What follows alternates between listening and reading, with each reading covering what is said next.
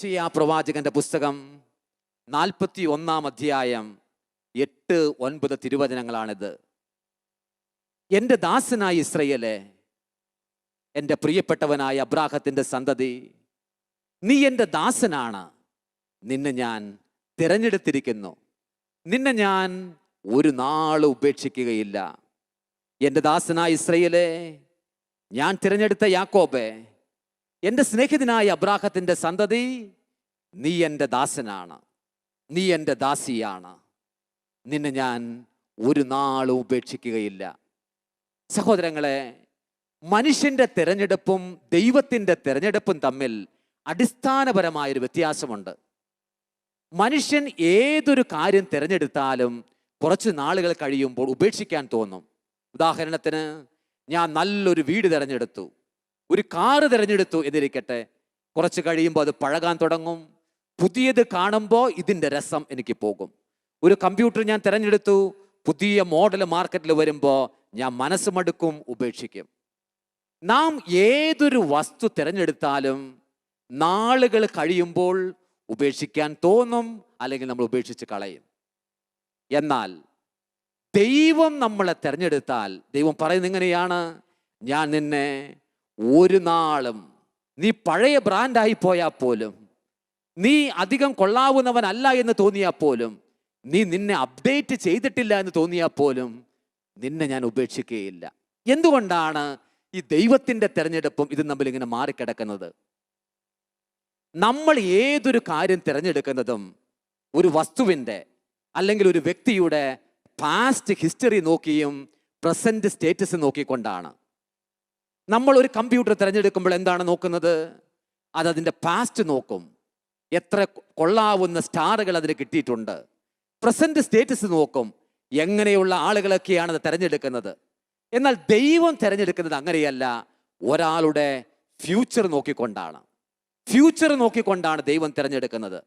അതുകൊണ്ടാണ് മർക്കോസിന്റെ സുവിശേഷം 3 അധ്യായം 13 തിരുവചനത്തിൽ, അന്ന് അവൻ മലയുടെ മുകളിൽ കയറി മണിക്കൂറുകൾ പ്രാർത്ഥനയ്ക്ക് ശേഷം മടങ്ങി താഴേക്ക് ഇറങ്ങി തൻ്റെ പ്രിയപ്പെട്ടവരെ ചേർത്ത് പിടിച്ചു. അന്നാണ് അപ്പസ്തോലന്മാരെ 12 പേരെ തിരഞ്ഞെടുക്കുന്നത്. ഒരർത്ഥത്തിൽ പറഞ്ഞാൽ മാനുഷികമായ മൂല്യമനുസരിച്ചും മാനദണ്ഡമനുസരിച്ചും ഒരിക്കലും ഇവരിൽ ആരെയും നമ്മൾ തിരഞ്ഞെടുക്കാൻ നമുക്ക് തോന്നില്ല. കാരണം അവരുടെ സ്വഭാവം അങ്ങനെയാണ്.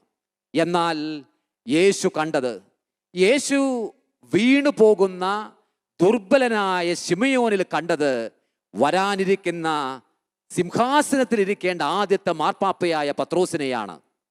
ഇതാ യോഹന്നാൻ ദുർബലനായൊരു ചെറുപ്പക്കാരനെയാണ് എല്ലാവരും അവനിൽ കണ്ടത് എങ്കിൽ യേശു കണ്ടതെന്താണ്? ഇതാ ഞാൻ കുരിശിൽ കിടന്ന് എൻ്റെ യാഗം മുഴുവൻ അർപ്പിക്കാൻ പോകുന്ന സമയത്ത്, എൻ്റെ പ്രാണൻ ദൈവത്തിലേക്ക് അർപ്പിക്കാൻ പോകുന്നതിന് തൊട്ട് മുമ്പ്, ഇതാ എൻ്റെ അമ്മയെ ഏൽപ്പിച്ചു കൊടുക്കേണ്ടത് യോഹന്നാനാണ്. ഈ യോഹന്നാൻ ആയിരിക്കണം ബൈബിളിലെ 5 പുസ്തകങ്ങൾ എഴുതേണ്ടത്. ഒരു സുവിശേഷം, 3 ലേഖനം, ഒരു വെളിപാട്. സഹോദരങ്ങളെ, നമ്മൾ ഒന്നിന് വിലയിടുന്നത് പോലെയല്ല ദൈവം കാണുന്നത്. നിങ്ങൾ ഓർത്തു നോക്കുക, അന്ന് നാം ആ ഗ്രൗണ്ടിൽ ഇരിക്കുന്ന സമയത്ത് നമ്മളിൽ പലരും ആരായിരുന്നു? നമ്മളിൽ പലരും ഒന്നുമല്ലായിരുന്നു, എങ്ങും എത്താത്തവരായിരുന്നു. കുടിച്ച് തകർന്ന് ജീവിതത്തിൽ സമീപമായ ദിവസങ്ങളിൽ എങ്ങനെയോ കയറി വന്ന ആളുകളായിരുന്നു. ഡിവൈൻ ധ്യാന കേന്ദ്രത്തിലോ ഏതെങ്കിലും അന്നുള്ള ശുശ്രൂഷകരുടെ അടുത്തൊക്കെ പോയി അവർ പതുക്കെ ഈശോയുടെ സ്നേഹം കൊണ്ട് നമ്മളെ കഴുകി ശുദ്ധീകരിച്ച വളരെ പാവപ്പെട്ട നാട്ടുപ്രദേശത്തെ മനുഷ്യരായിരുന്നു. അവരിൽ ചിലർ നെടുമ്പാശ്ശേരിയിലെ എയർപോർട്ട് വന്നു എന്ന് പറഞ്ഞപ്പോൾ ഇങ്ങനെയാണ് പറഞ്ഞത്: ദൈവമേ, ഞങ്ങളായിട്ട് അതിൽ കയറില്ല, പക്ഷേ ഈ ഫ്ലൈറ്റൊക്കെ എന്നെങ്കിലും ഞങ്ങളുടെ വീടിൻ്റെ മുകളിൽ കൂടെ പറക്കും, അപ്പം ഞങ്ങളത് കാണും. മാത്രവുമല്ല, അവന്മാർ ഞങ്ങൾക്ക് എന്തെങ്കിലും ഇട്ടുതരും, അന്ന് ഞങ്ങൾക്കത് കിട്ടും. സഹോദരങ്ങളെ, നമ്മൾ അങ്ങനെ പറഞ്ഞാണ് പഠിച്ചത്. എന്നാൽ ഇന്ന് നിങ്ങൾ ചിന്തിച്ചു നോക്കുക, യൂറോപ്പിൽ, ഓസ്ട്രേലിയയിൽ, അമേരിക്കൻ ഐക്യനാടുകളിൽ, ഏഷ്യൻ ഭൂഖണ്ഡത്തിൻ്റെ പല ദേശങ്ങളിൽ, മിഡിൽ ഈസ്റ്റ് രാജ്യങ്ങളിൽ എത്രയോ പേരാണ് നമ്മൾ ചിഹ്നിച്ചിതരിക്കപ്പെട്ടു പോയിരിക്കുന്നത്. എത്രയോ പേരാണ് അന്ന് വിതയ്ക്കപ്പെട്ട സുവിശേഷവുമായി യാത്ര ചെയ്തത്. നമ്മൾ ഓർക്കണം, അന്ന് ഒരു പാവപ്പെട്ട പൈതലായിരുന്നു നമ്മൾ, ദുർബലനായിരുന്നൊരു മനുഷ്യനായിരുന്നു നമ്മൾ. എന്നാൽ കർത്താവ് നമ്മളെ തിരഞ്ഞെടുത്തപ്പോൾ കണ്ടത് എന്തായിരുന്നു? ഇതാ വരാനിരിക്കുന്ന നാളുകളിൽ 2020 പ്രസംഗിക്കുന്നൊരു സുവിശേഷകനെയാണ്. 2020 എല്ലാം മറന്ന് കർത്താവിന് ആരാധന അർപ്പിക്കുന്നൊരു ദൈവത്തിൻ്റെ മകനെയും മകളെയുമാണ്. അന്ന് കർത്താവ് കണ്ടത് തകർക്കപ്പെട്ട ഒരു മനുഷ്യനെ ആയിരുന്നുവെങ്കിൽ ഈശോ തൻ്റെ കണ്ണുകളിലൂടെ ഒരിക്കൽ കൂടി അവനെ നോക്കുമ്പോൾ അവൻ കണ്ടത് നാളുകൾക്ക് ശേഷം തകർച്ചയും വിഷമങ്ങളും ഉണ്ട് എങ്കിലും ഒരു കൈകൊണ്ട് കണ്ണുനീര് തുടച്ച് മറു കൈകൊണ്ട് ആരാധന നടത്തുന്ന ദൈവത്തിൻ്റെ ഒരു മനുഷ്യനെയാണ്. സഹോദരങ്ങളെ ഓർക്കണം, ദൈവം നമ്മുടെ സഹായത്തിനെത്തി. കർത്താവ് നമ്മുടെ സഹായത്തിനെത്തി. ദൈവം നമ്മളെ തെരഞ്ഞെടുത്തു. ഇന്നത്തെ ഈ വചനഭാഗത്ത് വളരെ പ്രത്യേകമായി പറയുന്നത് യാക്കോബിൻ്റെ തെരഞ്ഞെടുപ്പിനെ കുറിച്ചാണ്. ഇസ്രയേലിൽ നമുക്ക് പ്രത്യേകിച്ചും അറിയാം, അബ്രാഹത്തെ തെരഞ്ഞെടുത്തു എന്ന് പറഞ്ഞാൽ നമുക്കറിയാം അയാൾ കൊള്ളാവുന്നയാളാണ്. ഇസഹാക്കിനെ തെരഞ്ഞെടുത്തു എന്ന് പറഞ്ഞാൽ കൊള്ളാം, ദൈവത്തിൻ്റെ മുമ്പിൽ വിശ്വസ്തനായി ജീവിച്ച മനുഷ്യനാണ്. പക്ഷെ യാക്കോബ്, ആ വാക്കിൻ്റെ അർത്ഥം തന്നെ നിങ്ങൾക്കറിയാവൂ, വഞ്ചകൻ എന്നാണ്. വഞ്ചകൻ. എല്ലാവരെയും വഞ്ചിച്ച്, സ്വന്തം ജ്യേഷ്ഠനായ ഏസാവിനെ വഞ്ചിച്ചു, ഭൂമിയിൽ പിറക്കുന്നതിന് മുമ്പേ വഞ്ചിച്ചു, അമ്മയായ റബേക്കയുടെ ഉദരത്തിൽ കിടന്ന് പിടിയും വലിയ യുദ്ധവുമാണ്. കാരണം എന്താണ്? ആദ്യം പിറക്കുന്ന ആൾക്കായിരിക്കും കടിഞ്ഞൂൽ പുത്രാവകാശം. പ്രത്യേകിച്ച് നിങ്ങൾ അന്ന് ഓർക്കണം, ലേവായരുടെ പുസ്തകം, ലെവിറ്റിക്കസിന്റെ പുസ്തകം ഉണ്ടാകുന്നതിന് മുമ്പ് ആദ്യം പിറക്കുന്ന മകനാണ് സത്യത്തിൽ പ്രധാനപ്പെട്ട പിതാവിൻ്റെ എല്ലാ അവകാശങ്ങളും. 2/3 ഓഹരി അവന് കിട്ടും. എന്നാൽ വളർച്ചയുടെ പൂർത്തി ഏസാവിനായതുകൊണ്ട് ഏസാവ് ആദ്യം പിറന്നു. അവൻ്റെ കുതികാലിൽ പിടിച്ചാണ് യാക്കോബ് വരുന്നത്. അതുകൊണ്ടാണ് യാക്കോബിന് കുതികാല് വെട്ടുന്നവൻ എന്നുകൂടി അർത്ഥം വന്നത്. ഇവൻ ഇറങ്ങി, ഇവൻ പാരച്ചൂട്ടിൽ ഇറങ്ങുന്നത് പോലെ റബേക്കയുടെ ഉദരത്തിൽ നിന്ന് ഇറങ്ങി. എന്നിട്ടും ദൈവം അവനെ തള്ളിക്കളഞ്ഞില്ല, ദൈവം അവനെ മാറ്റി നിർത്തിയില്ല. പാവപ്പെട്ട ഏസാവ് ഒരു ദിവസം വയലിൽ ജോലി ചെയ്ത് മടങ്ങി വരുന്ന നേരത്ത് അറിയാം ഇവനെ പറ്റിക്കാൻ പറ്റിയ സമയമാണെന്ന്. പായസം കൊടുത്തു. നിനക്ക് ഞാൻ പായസം തരാം, ആ കടിഞ്ഞൂൽ പുത്രാവകാശം തരാമോ എന്ന് ചോദിച്ചു. ഏസാവ് ദുർബലനായ മനുഷ്യനാണ്.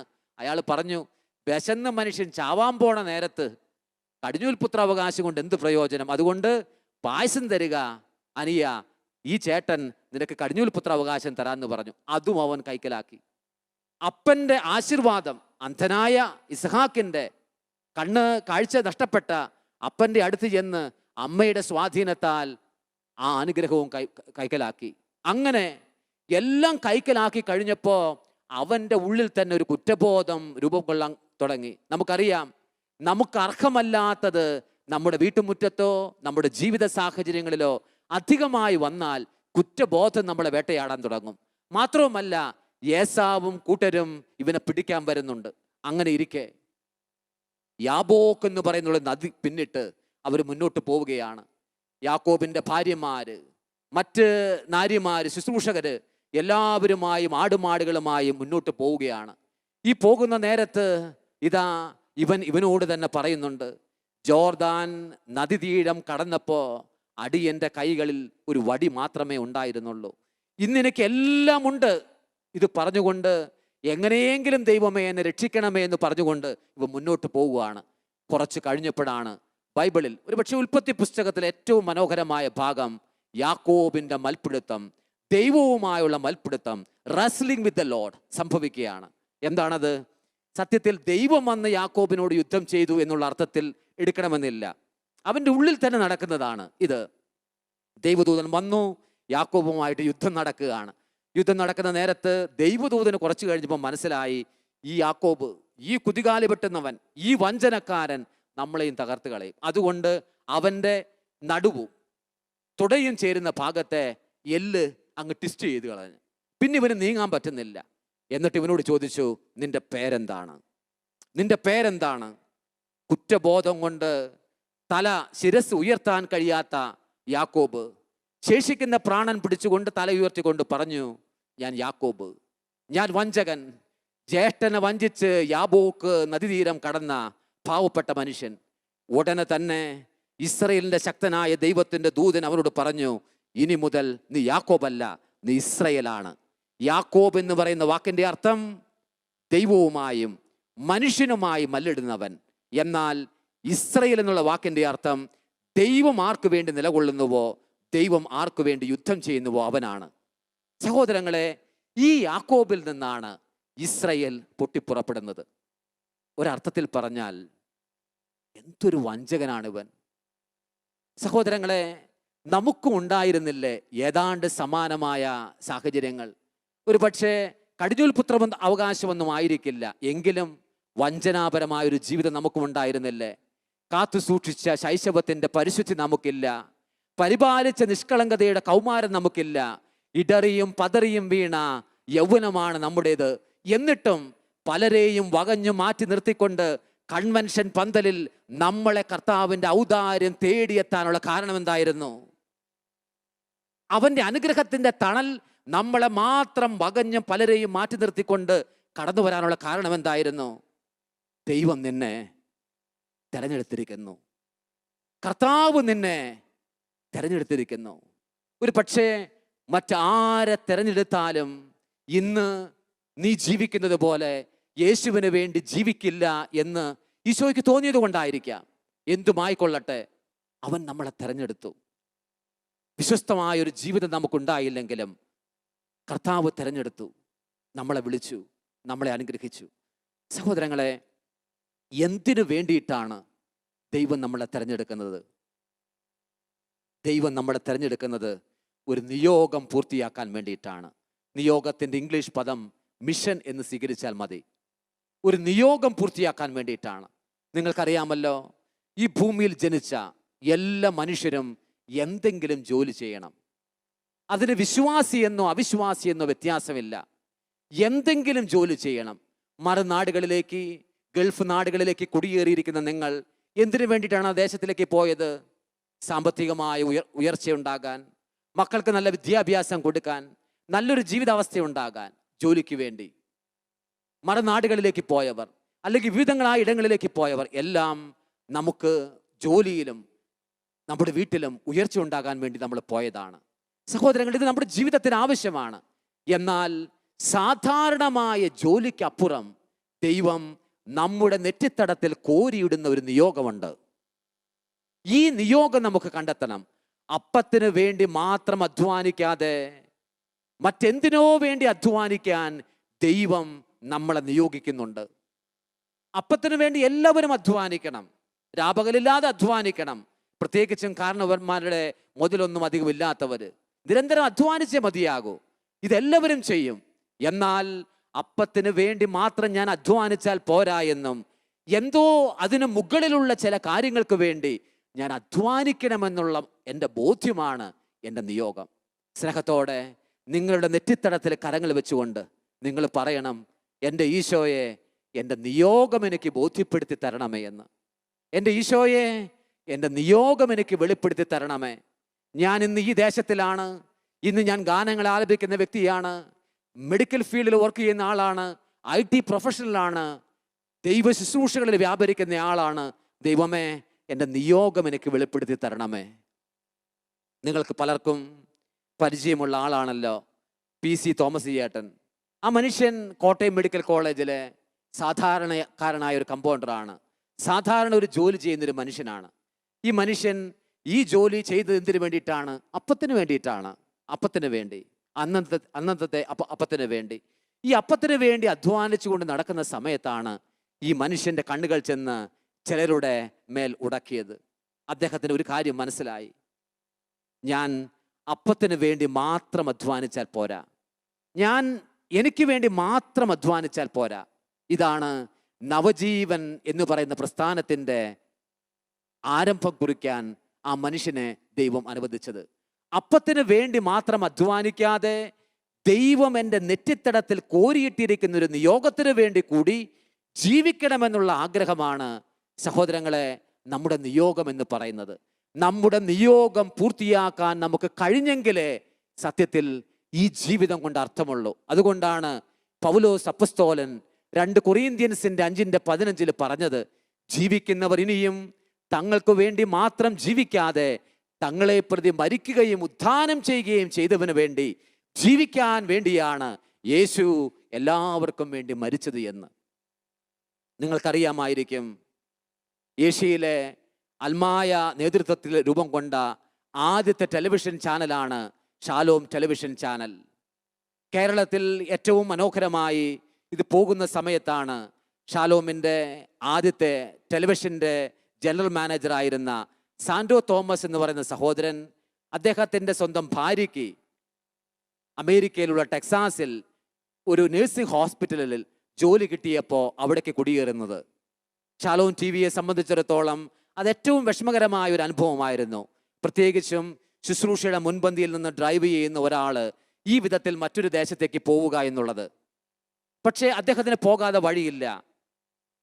മക്കളുടെ വിദ്യാഭ്യാസാർത്ഥം ഭാര്യയ്ക്ക് കിട്ടിയ ജോലിയെ കൊണ്ട് പ്രതീക്ഷിച്ച് അദ്ദേഹം അവിടെ കുടിയേറുകയാണ്. അവിടെ ചെന്നപ്പോൾ അദ്ദേഹത്തിന് സ്വാഭാവികമായി കേരളത്തിലെ ഷാലോം ടി വിയിൽ വർക്ക് ചെയ്ത എക്സ്പീരിയൻസ് മാത്രമേ അദ്ദേഹത്തിനുള്ളൂ.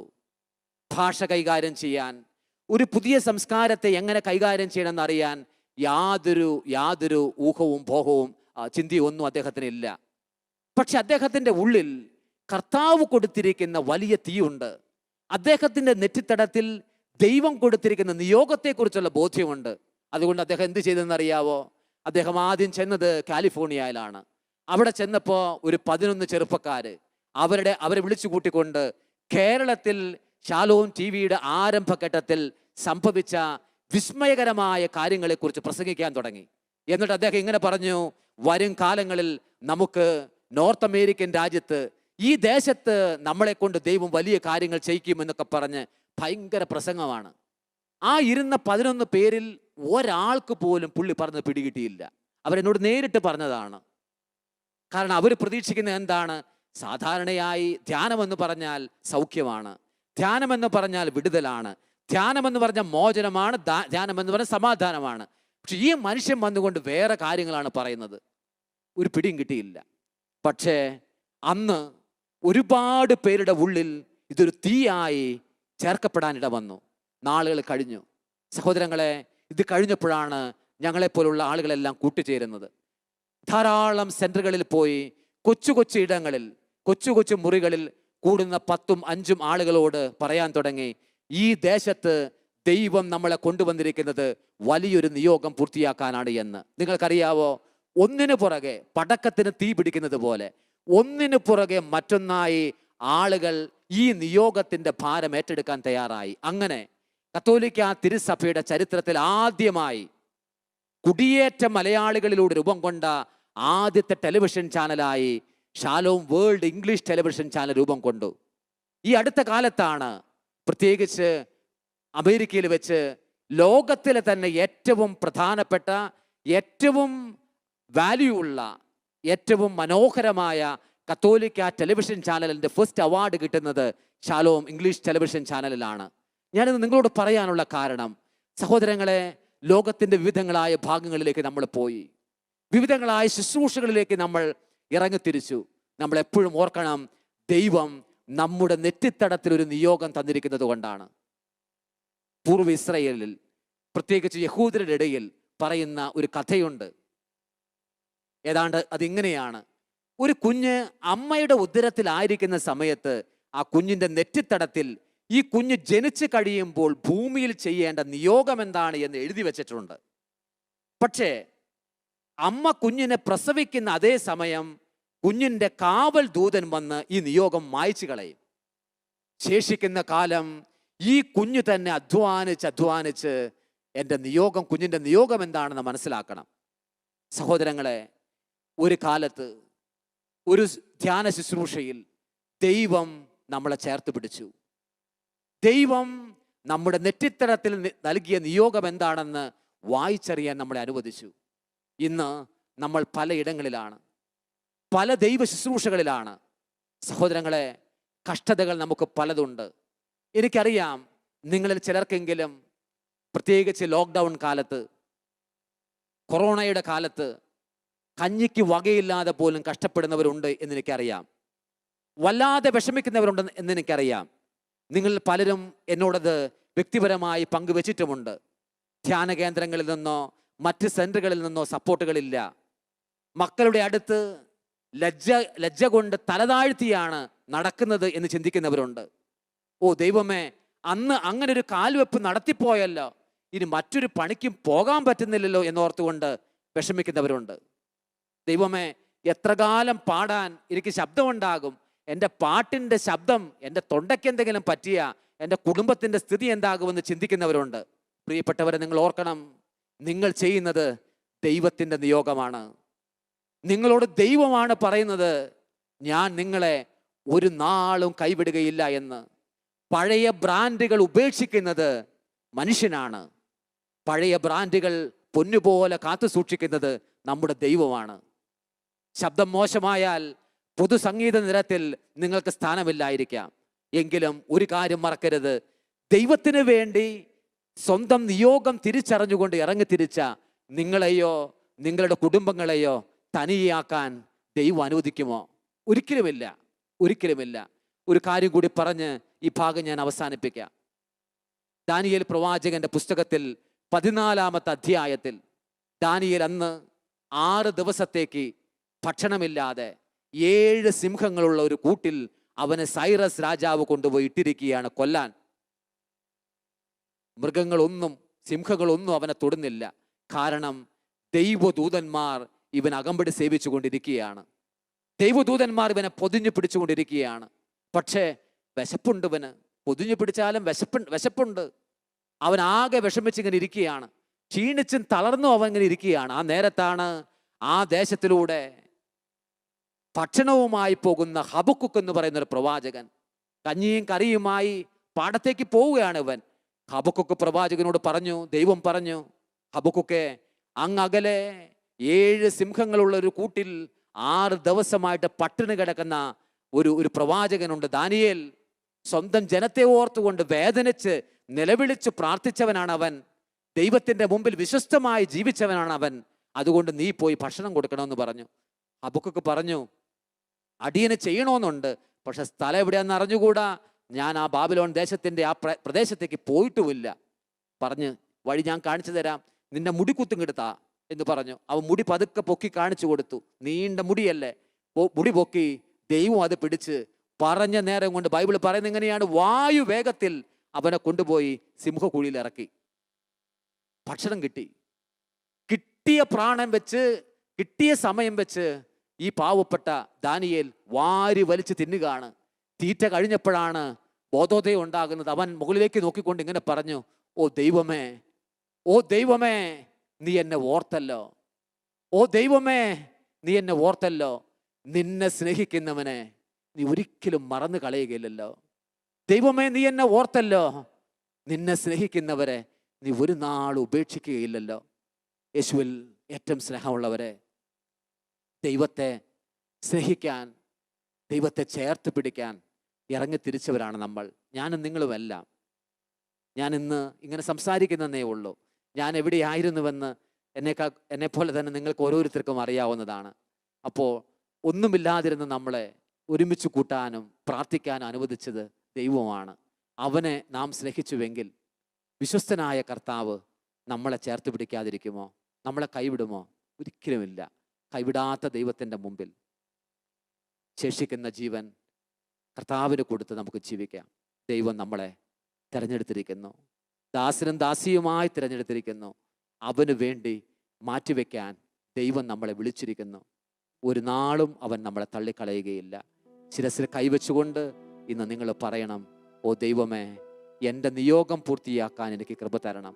ഓ ദൈവമേ, എൻ്റെ കുടുംബത്തിൻ്റെ നിയോഗം പൂർത്തിയാക്കാൻ എനിക്ക് കൃപ തരണം. സ്നേഹത്തോടെ പ്രാർത്ഥിച്ച് ദൈവത്തെ നമുക്ക് മഹത്വപ്പെടുത്താം. ഓ ഈശോയെ, നീ ഞങ്ങളെ വിളിച്ചു, നീ ഞങ്ങളെ നിയോഗിച്ചു. ആവശ്യമായതെല്ലാം നീ ഞങ്ങൾക്ക് തന്നു. അർഹതയില്ലാത്തതാണ് പലതും ഞങ്ങളുടെ കൈക്കുമ്പിളിൽ വന്ന് പെട്ടത്. പലരെയും മാറ്റി നിർത്തിയാണ് നീ ഞങ്ങളെ മുൻപന്തിയിൽ എത്തിച്ചത്. ദൈവമേ, അങ്ങേക്ക് തെറ്റുപറ്റില്ല, അങ്ങേക്ക് തെറ്റുപറ്റില്ല. വാ തന്നത് അവിടെ നിന്നാണ് എങ്കിൽ ഭക്ഷണവും നീ തന്നെ തരും. ദൈവമേ, സിംഹക്കുഴിയിൽ കിടന്ന ദാനിയേലിനെ പോറ്റാൻ നിനക്ക് കഴിഞ്ഞുവെങ്കിൽ നീ ഞങ്ങളെ പോറ്റും. നീ ഞങ്ങളെ വെറുതെ ആക്കില്ല. ശേഷിക്കുന്ന ജീവൻ അങ്ങേക്ക് വേണ്ടി ജീവിച്ച് അങ്ങ് എന്നിൽ വെച്ചിരിക്കുന്ന നിയോഗം പൂർത്തിയാക്കാൻ ഈശോയെ എനിക്ക് കൃപ തരണമേ. എൻ്റെ കുടുംബത്തെ അതിനായി ബലപ്പെടുത്തണമേ. എൻ്റെ വരും തലമുറയെ അതിനു വേണ്ടി അനുഗ്രഹിക്കണമേ. സ്നേഹത്തോടെ ഞങ്ങൾ പ്രാർത്ഥിക്കുന്നു.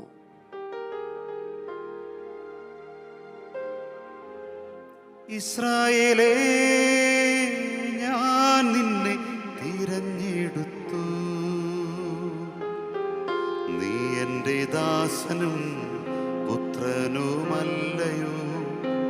ഒരു നാളും നിന്നെ ഞാൻ മറക്കുകയില്ല. ഒരു നാളും നിന്നെ ഞാൻ ഉപേക്ഷിക്കില്ല. ദൈവമേ, നീ എന്നെ തിരഞ്ഞെടുത്തു. ഞാൻ അങ്ങേ ദാസനും പുത്രനുമല്ലയോ.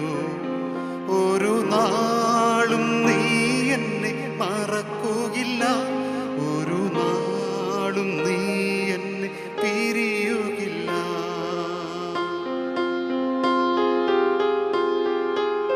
ഈശോയെ, അപ്പത്തിന് വേണ്ടി മാത്രം അധ്വാനിക്കാതെ അങ്ങേക്ക് വേണ്ടി അധ്വാനിക്കാനുള്ള കൃപ നീ ഞങ്ങൾക്ക് തരണമേ. ഞങ്ങൾക്ക് വേണ്ടി മാത്രം ജീവിക്കാൻ വിളിക്കപ്പെട്ടിട്ടുള്ളവരല്ല എന്നും, സ്വർഗത്തിന് വേണ്ടി, ദൈവത്തിന് വേണ്ടി, സുവിശേഷത്തിന് വേണ്ടി ജീവിക്കുവാൻ പ്രത്യേകം വിളിക്കപ്പെട്ടിരിക്കുന്നവരാണ് എന്നുള്ള ബോധ്യം നീ ഞങ്ങൾക്ക് തരിക. സ്നേഹത്തോടെ ഈശോ ഞങ്ങൾ പ്രാർത്ഥിക്കുന്നു. അപ്പത്തിനു വേണ്ടി മാത്രം അധ്വാനിക്കാതെ, ലോകത്തിനു വേണ്ടി മാത്രം ജീവിക്കാതെ, ആത്മാക്കൾ തൻ വില കണ്ട് അധ്വാനിക്കുവാൻ വിളി തിരിച്ചറിയാൻ കൃപ തരിക. അപ്പത്തിനു വേണ്ടി മാത്രം അധ്വാനിക്കാതെ, ലോകത്തിനു വേണ്ടി മാത്രം ജീവിക്കാതെ, ആത്മാക്കൾ തൻ വില കണ്ട് അധ്വാനിക്കുവാൻ വിളി തിരിച്ചറിയാൻ കൃപ തരിക. കൃപ തരിക, കൃപ തരിക. വിളി തിരിച്ചറിയാൻ കൃപ തരിക. ദൈവമേ, നീ എന്നെ തിരഞ്ഞെടുത്തു. ഞാൻ അങ്ങേ ദാസനും പുത്രനുമല്ലയോ. ഒരു നാളും നീ എന്നെ മറക്കുകയില്ല. ഒരു നാളും നീ എന്നെ പിരിയുകില്ല. തന്നെ സ്നേഹിക്കുന്നവരെ അവൻ ഒരിക്കലും മറന്നു കളയുകയില്ല. തനിക്ക് വേണ്ടി ജീവിക്കുന്നവരെ അവൻ ഒരിക്കലും മാറ്റി നിർത്തുകയില്ല. ഈശോയെ, നിനക്ക് വേണ്ടി ജീവിക്കാൻ കുറേയെങ്കിലും കഴിഞ്ഞിട്ടുള്ളവരാണ് ഞങ്ങളിൽ പലരും.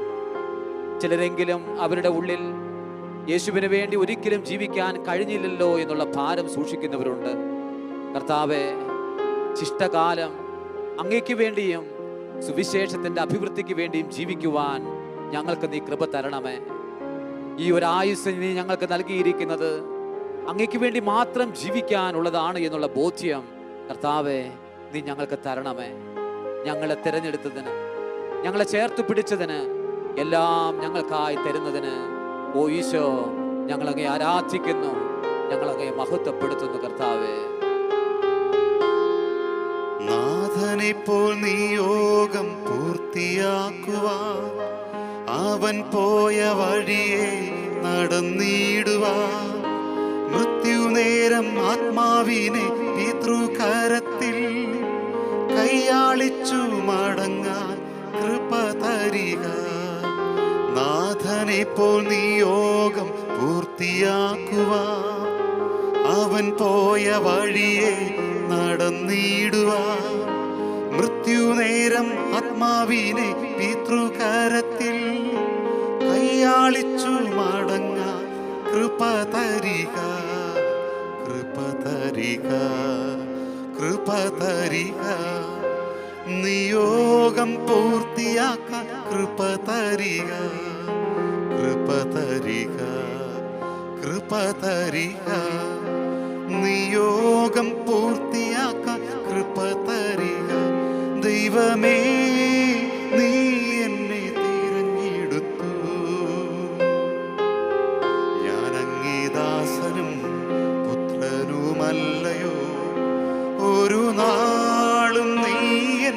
മറക്കുകയില്ല, ഒരു നാളും നീ എന്നെ പിരിയുകില്ല.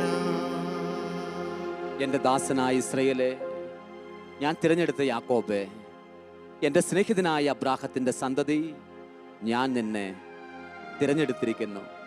ഒരു നാളും നിന്നെ ഞാൻ ഉപേക്ഷിക്കുകയില്ല. ഈശോ എല്ലാവരെയും സമൃദ്ധമായി അനുഗ്രഹിക്കട്ടെ. നിങ്ങളായിരിക്കുന്ന എല്ലാ ദേശങ്ങളിലും യേശുവിൻ്റെ നാമത്തെ മഹത്വപ്പെടുത്തി നിങ്ങൾ ജീവിക്കുന്നു എന്നറിയുന്നതിൽ വലിയ സന്തോഷമുണ്ട്. നമുക്കൊരുമിച്ച് സുവിശേഷത്തിൻ്റെ പുരോഗതിക്ക് വേണ്ടി ജീവിക്കാം. Praise the Lord.